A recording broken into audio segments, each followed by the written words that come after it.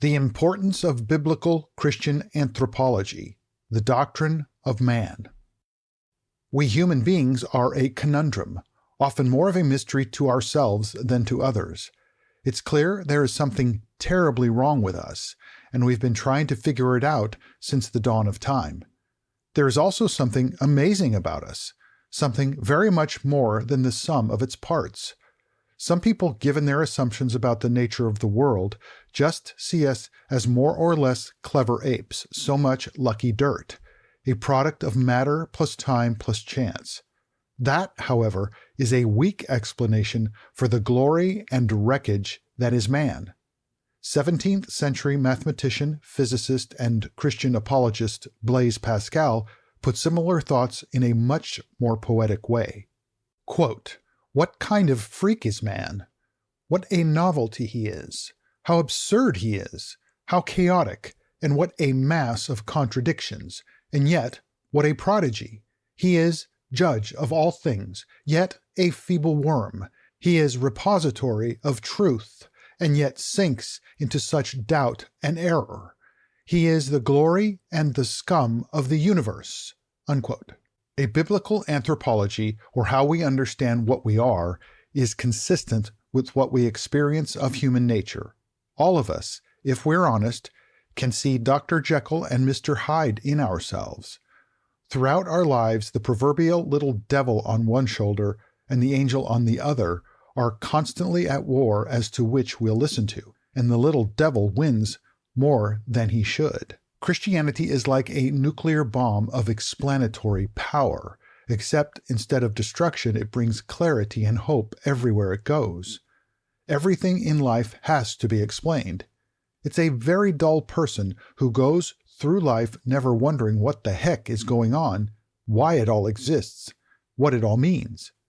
Most people want some kind of explanation, or the world would not be such an endlessly religious place. Even secularism and those who claim no religion are religious to the bone. They believe in something, even if they think it's nothing. Everyone lives by faith. When we come back to anthropology, Christianity in every way nails it. Man was created in God's image. Male and female, he created them. Without sin, man was given a mandate to fill and subdue the earth, in effect, to civilize it. Then giving into the temptation to usurp his Maker's place in the universe, thinking he could become like God, he rebelled and fell into the deplorable state of sin and death. Everything changed in a moment, and difficulty, struggle, and frustration would be the lot of man ever thereafter. As God says to Adam, "Cursed is the ground because of you. Through painful toil you will eat food from it all the days of your life. It will produce thorns and thistles for you, and you will eat the plants of the field. By the sweat of your brow you will eat your food, until you return to the ground, since from it you were taken. For dust you are, and to dust you will return." Who cannot attest to the accuracy of that curse? When our kids were growing up, we had a favorite saying around our house when things inevitably went sideways: thorns and thistles. Jesus in John 16:33 makes what must be one of the great understatements of history. In this world, you will have tribulation. No kidding! All because of what sin did to us and our world. What exactly is a proper understanding about human nature, and why is it so important? With our limited space, we will look at two concepts of man that developed in the West because of Christianity, and the implications of each. Rousseau and man born good. Swiss-born French philosopher Jean-Jacques Rousseau, 1712 to 1778, started a transformation in the Western understanding of man, giving us a bountiful harvest of misery, suffering, and death. Yes, how we look at human nature has life or death consequences. Rousseau came up with an idea about human nature that nobody in the history of philosophy or religion had ever conceived, that man is born good, but is corrupted by society and civilization. The reason no one ever conceived of something like that before is because it's obvious human beings are nothing of the sort. If you have children or know any, you'll understand. Rousseau, however, made the idea that people are naturally good the cornerstone of everything he wrote. He believed people in the original state of nature were healthy, happy, good, and free. Human vices, he argued, started to develop from the time when societies were formed. Rousseau thus exonerates man and blames society. Passions that generate vices hardly existed in the state of nature, but began to develop as soon as people formed societies. This had inevitable political consequences, and our anthropology always does. His opening sentence has become famous, or infamous depending on one's perspective. Quote, "Man is born free, and everywhere he is in chains." Unquote. It follows then, if you want to make human beings better, you make their environment or society better. Once circumstances improve, people will improve. Thus began the slow development in Western history of the left side of the political, cultural spectrum. Roger Kimball, in his book, The Long March, How the Cultural Revolution of the 1960s Changed America, explains why this went so wrong. Quote, "Rousseau's ideas about freedom and virtue are a recipe for totalitarianism. Those who care to undertake the institution of a people," Rousseau wrote in The Social Contract, "must feel themselves capable, as it were, of changing human nature, of altering the constitution of man for the purpose of strengthening it." Unquote. This, he thought, could be accomplished by one of his most disastrous concepts, the, quote, "general will."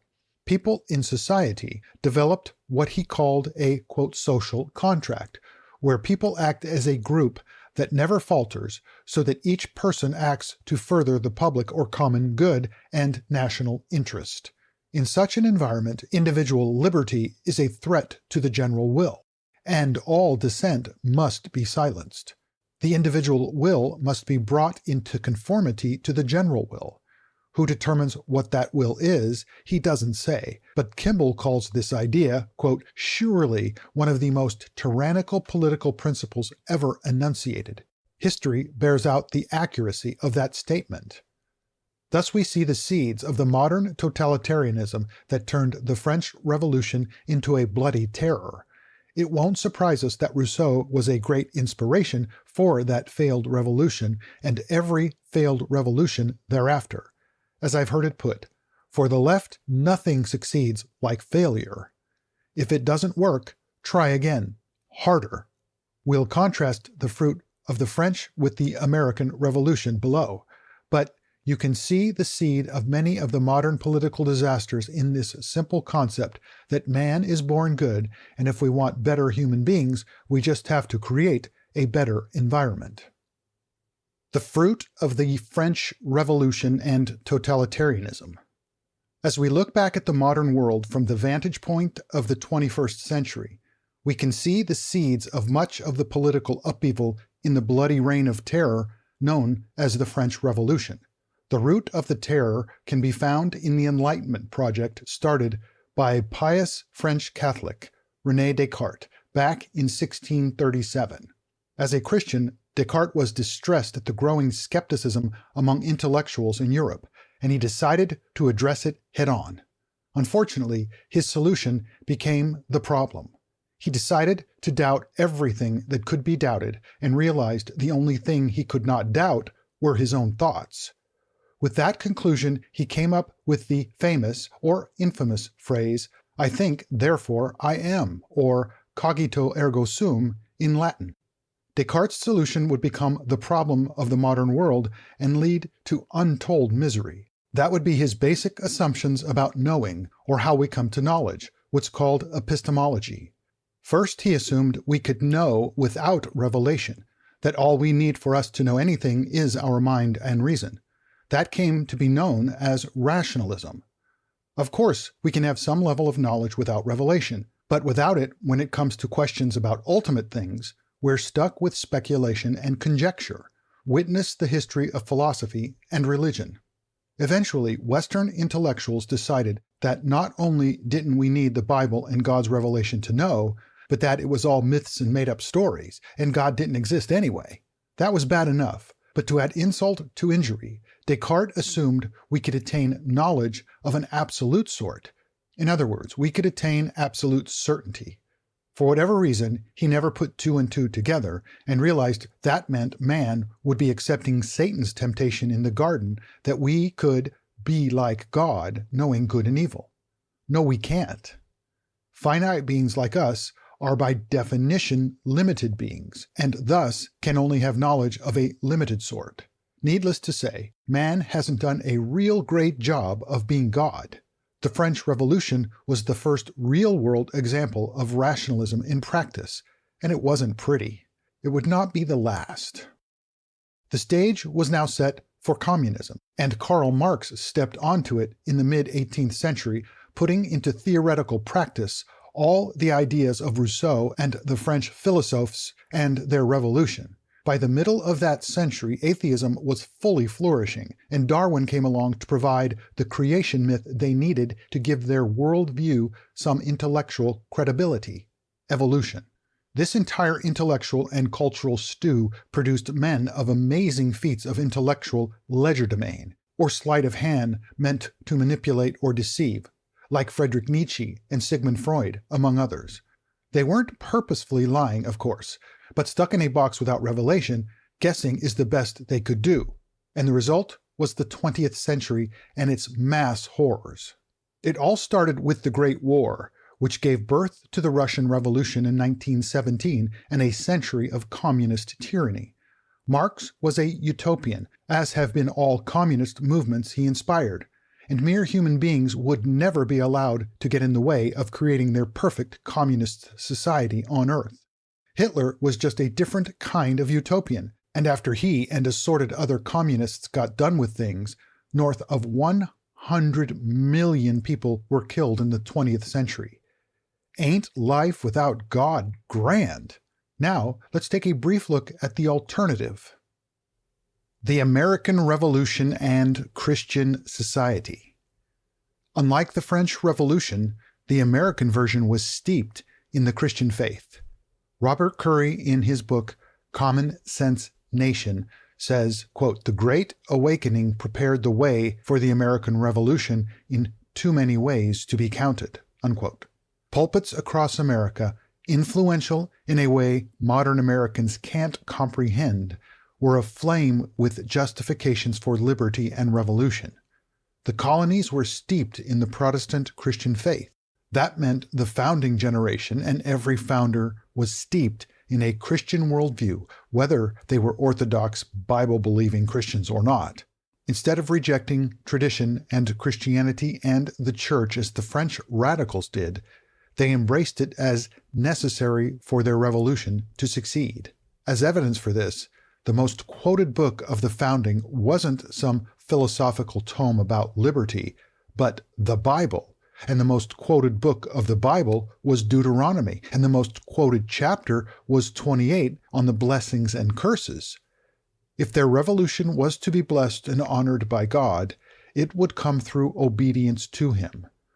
Of the many quotes referencing Christianity, one of the most famous is by John Adams, who said, quote, "Our Constitution was made only for a moral and religious people. It is wholly inadequate to the government of any other," unquote, by which he meant a Christian people. The founders knew nothing of a generic, quote, religious people, as if any old religion would do. It doesn't work that way. False gods and false religion do not bring the blessings of the God of Israel, the God and Father of our Lord Jesus Christ. One reason for this is Christianity and the Bible give us the true understanding of human nature. Only a truly biblical anthropology could produce the American Republic. When we juxtapose these two revolutions, holding them side by side, the differences could not be more stark. Revolutions always include suffering and death, but what counts is what comes after the guns go silent. The French assumed the anthropology of Rousseau, while the Americans assumed the anthropology of the Bible via Calvin. Calvinism was the most dominant of the Protestant traditions in the colonies. That meant those men putting together a government believed people were sinners and couldn't be trusted with power.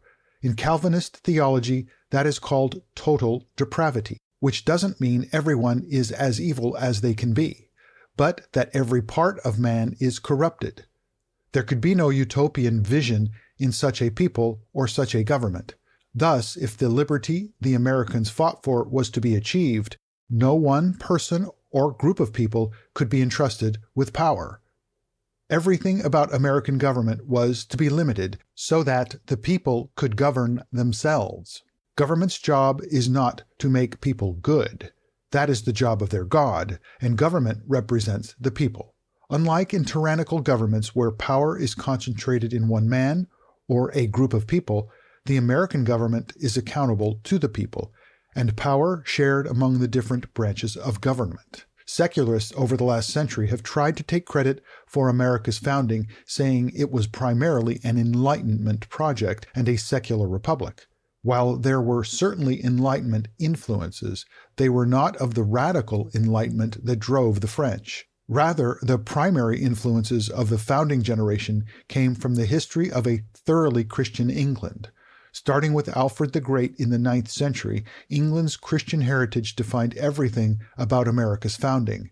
He developed a law based on the Ten Commandments that became foundational for English law thereafter. The founders looked back to Magna Carta in 1215, the first time in history limits were put on a king's power, to the English Civil War of the 1640s, to the Glorious Revolution of 1688, and the English Bill of Rights the next year, which served as the inspiration for the U.S. Bill of Rights.